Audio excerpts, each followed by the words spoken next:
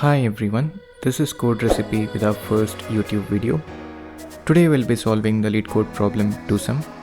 Before we begin, if you are new to this channel or have not yet subscribed, please show us your support by liking the video and hitting that subscribe button. This helps the channel a lot and also makes such videos reach out to more people. Okay, without further delay, let's begin today's video.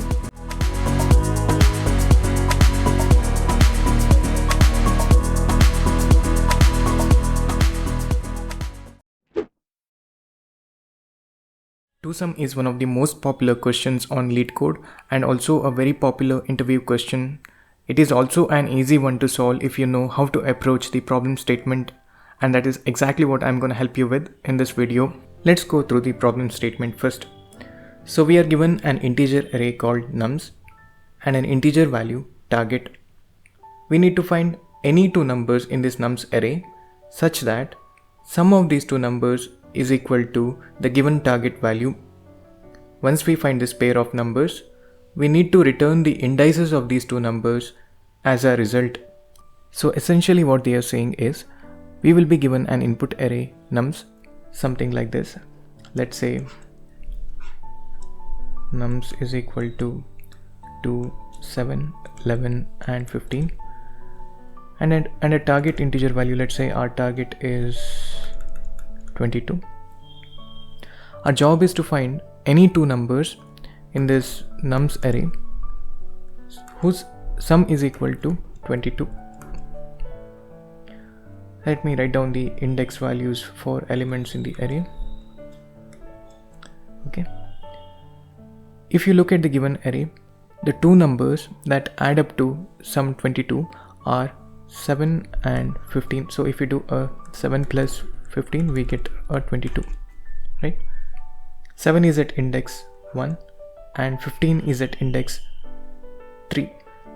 So we should be returning 1, 3 as our result. It is guaranteed that the given input array has exactly one result. So once we find a combination whose sum is equal to the given target, we do not have to check further. We can simply return the result. It is also mentioned that we may not use the same element twice. What this means is, suppose if we consider this array, we have element 11 at index 2. We are not allowed to do a 11 plus 11 is equal to 22 using this same element twice. I hope that makes it clear. Finally, we can return the result in any order. It simply means, in our example, we can either return 1, 3 or 3, 1 as a result. Both will be considered correct. So now that we have understood the problem statement, let's see how we can solve this. This problem can be solved in many ways. In this video, I'll be mainly discussing two ways of solving this problem. We'll start with the most basic solution first and then try to improve on that solution. This is the approach I recommend you follow in your coding interviews as well. We'll also discuss the time and space complexities involved in both of these solutions. The most simple and straightforward way to solve this problem is to use the brute force approach. In this solution, we check every possible combination of two numbers in the given array that adds up to the target. Let's see how this works. We will consider the same array again, 2, 7, 11 and 15, and target is equal to 22. We start with the first element in the array, 2. We check this with every element on its right to see if it adds up to the given target. First we check 2 and 7. 2 plus 7 is not equal to 22. So next we check 2 and 11. 2 plus 11 is also not equal to 22. So is 2 and 15. Now that we have reached the end of the array, we move our left pointer and check 7 with 11 and 15. 7 plus 11 is not equal to 22. Next we check 7 and 15. 7 plus 15 is equal to 22, which is equal to the target that we are looking for. Therefore, we return 1, 3 as a result. You might ask me, why are we only comparing elements on the right? Why not elements on the left? The reason is, even if we consider elements on the left, we end up getting the same combination of two numbers that we would have otherwise got if we had compared the elements on the right. Which means, we will be effectively checking for duplicate pairs if we consider elements on both sides. That is why in our algorithm, we either consider elements on the left or elements on the right, but not both at the same time, because it is a redundant step which could potentially slow down our algorithm. Coding this is easy. We need to take two nested loops. Outer loop starts from index 0 and inner loop starts from index 1. We fix the outer loop index and check it with all elements on its right in the inner loop. Once the inner loop reaches the end of array, we increment the outer loop index and repeat the process of checking every element on its right. We continue this process until we find the result. Let's code this now. As mentioned, let's take two for loops. I will name the outer loop and inner loop indexes left and right respectively.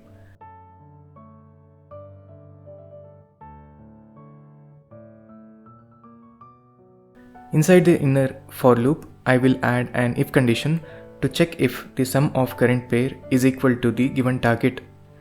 Let me write this if condition. If nums of left plus nums of right is equal to target, then we will return the result. Otherwise, we will continue the execution of loop.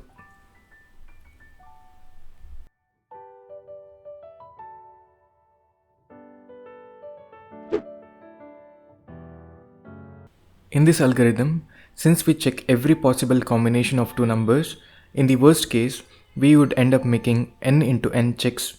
So the worst case time complexity is O of n into n or O of n square, which is very inefficient.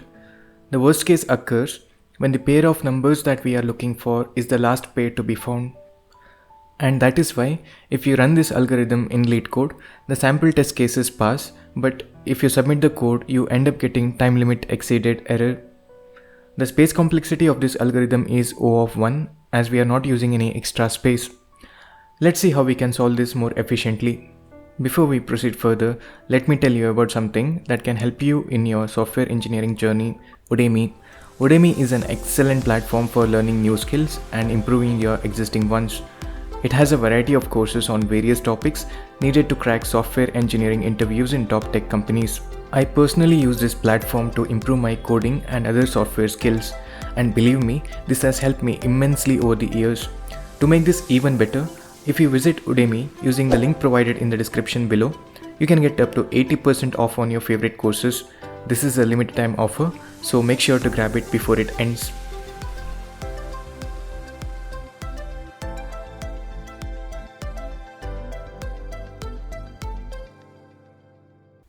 Okay, let's continue today's video. Now let's see how we can solve this problem in a more efficient way.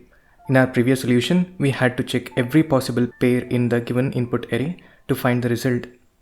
Can we do better? Instead of checking all combinations, wouldn't it be helpful if we could just remember the numbers that we have already checked? This is what the hashmap solution exactly does. In the hashmap solution, as we traverse through the input array, we simultaneously add the current element to the hashmap. We use hashmap to store the elements that we have already checked, so that as we go further in the array, we know what elements we have already come across. Once we know what elements we have already come across, we can use this information to check if we could achieve the given target using the combination of current element and any of the elements that came before it in the input array. We also need to store the indexes of these numbers because we need to return it in a final result. Let's understand this with the help of an example. Let's say 2, 7, 11 and 15 is the given input array and our target is 22. Let's take a hash map to store the elements that we have already checked. Let me draw this hash map now. Initially, the hash map is empty. Let's start with the first element in the array, 2. Our target is 22. What do we have to add to the current element 2 in order to get the target 22? It is 20. We can get this by simply subtracting the current value from our target.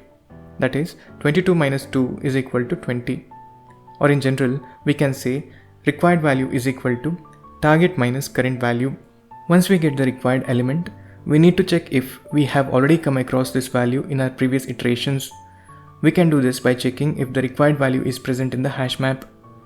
Since this is the first element in the array, obviously there are no elements before it, so our hash map is empty. and therefore we add the current element 2 to the hash map along with its index 0. Next we check element 7 in a similar way. The number that we need to make a sum of 22 with 7 as our current element is 15. If you observe carefully, 15 is actually part of our input array, but it is not in our hash map because the hash map only contains the elements that we have already traversed, that is the elements on the left of the current element. We have not encountered 15 so far, that is why it is not part of the hash map. For now, this is fine. You will understand why as we continue further in this algorithm. For now, let's add element 7 to the hash map. Let's move on to the next element 11. Again, required element is equal to 22 minus 11 is equal to 11 is not in our hash map. So we add 11 to the hash map and move on to the next element 15. Now, required element is equal to 22 minus 15 is equal to 7. We have already encountered 7 in one of our previous iterations. It is at index 1 in the input array. Therefore, we have already added it in our hash map. This means we have found the required pair that adds to the given target 22, which is 15, 7. Now we need to return the indexes of these numbers as a result. We can get the index of current element 15 from the input array, which is 3 in this case. How do we get the index of 7? We can get it from the hash map. Index of 7 is 1, therefore we return 3, 1 as a result. Okay, let's see how we can implement this. I will be coding this in Go language. You can follow a similar approach if you want to code it in any other programming language. Additionally, if you want the exact solution in other languages, you can visit our website coderecipe.com. I will be providing the exact link in the description below. Okay, let's start. I have broken down what I explained in the previous section into a series of steps so that it will be easy for you to understand as we code this. First step is to create the hash map. Next step is to iterate through the given input array. In the third step, we check if the required element to make the target is in the hash map. If it is present, we return the result. Otherwise, we add the current element to the hash map. Okay, let's code this now. First step is to create the hash map. Let me create the hash map. I will name it nums map. Both key and value for this nums map are integers. Next step is to iterate through the input array. Let me create a for loop for this purpose. This loop runs from the start of the input array to the last element in the array. The third step is to check if the required element is part of the hash map. Even before that, let's find out the required element. We can get the required element using required element is equal to target minus current element. Let me name it reqnum. Next, we need to check if the required element is present in the hash map. In Golang, if you look up a hash map with its key like this, it will return two values. First value is the value corresponding to the key that we passed. Second one is a boolean variable indicating whether this key is present in the hash map or not. If the key is present, this value will be true, otherwise it will be false. So let's code the fourth step. If the required number is present in the hash map, we return the result. The return type for this function is an int array. So let me wrap it inside an int array. And finally, let's code the fifth step. If the required number is not present in the hash map, we add the current element to the hash map along with its index. That's it. This should work. Let's submit this and see if all test cases pass. As you can see, this runs perfectly fine without any errors. Also, it is pretty efficient when it comes to execution time. In this solution, in order to find the result, we had to iterate through the given input array only once. Therefore, if n is the size of the given input array, then the time complexity for this solution is O of n in the worst case. And the worst case occurs when we have to iterate till the last element in the input array to find the result.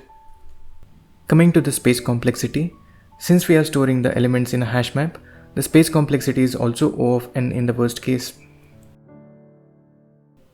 If you have any questions, you can ask me in the comments below. I'll be happy to answer you. That is all for today's video. Do not forget to drop a like if you found this video useful. For more such amazing videos, please make sure to subscribe to our channel. This is Code Recipe signing off. I'll see you in the next one. Until then, happy coding. Bye bye.